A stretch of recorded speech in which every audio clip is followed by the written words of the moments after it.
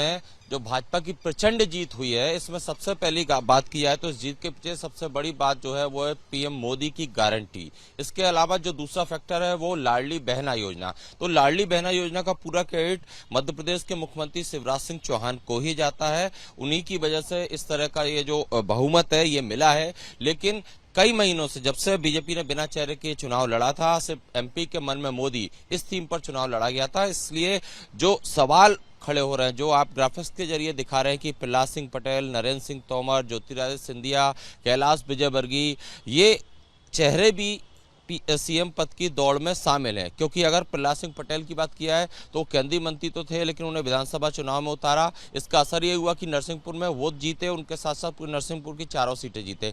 कैलाश विजयवर्गीय राष्ट्रीय महासचिव थे, उन्हें इंदौर 1 सीट से उतारा। इसका नतीजा ये हुआ कि इंदौर की 9 की 9 सीटें जो है वो भाजपा जीती, जो कि पहले नहीं होता था। 18 में ऐसा नहीं था, कांग्रेस के भी विधायक वहां से थे।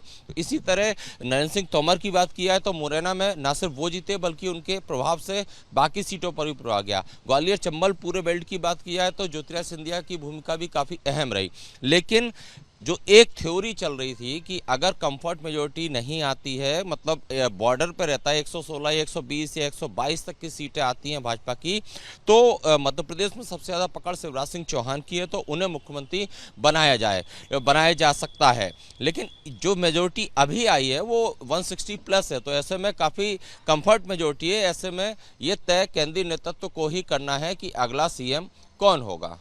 में जो भाजपा की प्रचंड जीत हुई है, इसमें सबसे पहली बात की जाए तो इस जीत के पीछे सबसे बड़ी बात जो है वो है पीएम मोदी की गारंटी। इसके अलावा जो दूसरा फैक्टर है वो लाडली बहना योजना। तो लाडली बहना योजना का पूरा क्रेडिट मध्य प्रदेश के मुख्यमंत्री शिवराज सिंह चौहान को ही जाता है। उन्हीं की वजह से इस तरह का ये जो बहुमत है ये मिला है। लेकिन कई महीनों से जब से बीजेपी ने बिना चेहरे के चुनाव लड़ा था, सिर्फ एमपी के मन में मोदी इस थीम पर चुनाव लड़ा गया था। इसलिए जो सवाल खड़े हो रहे हैं, जो आप ग्राफिक्स के जरिए दिखा रहे हैं कि प्रहलाद सिंह पटेल, नरेंद्र सिंह तोमर, ज्योतिरादित्य सिंधिया, कैलाश विजयवर्गीय, ये चेहरे भी सीएम पद की दौड़ में शामिल है। क्योंकि अगर प्रहलाद सिंह पटेल की बात किया है तो केंद्रीय मंत्री तो थे, लेकिन उन्हें विधानसभा चुनाव में उतारा। इसका असर ये हुआ कि नरसिंहपुर में वो जीते, उनके साथ साथ नरसिंहपुर की चारों सीटें जीते।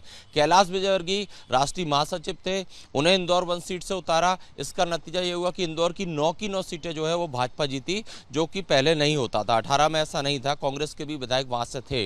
इसी तरह नरेंद्र सिंह तोमर की बात किया है तो मुरैना में न सिर्फ वो जीते बल्कि उनके प्रभाव से बाकी सीटों पर भी प्रभाव गया। ग्वालियर चंबल पूरे बेल्ट की बात किया है तो ज्योतिरादित्य सिंधिया की भूमिका भी काफी अहम रही।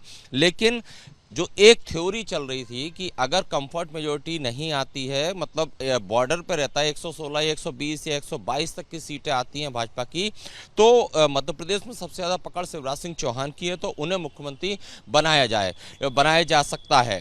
लेकिन जो मेजोरिटी अभी आई है वो 160 प्लस है, तो ऐसे में काफी कंफर्ट मेजोरिटी है। ऐसे में ये तय केंद्रीय नेतृत्व को ही करना है कि अगला सीएम कौन होगा।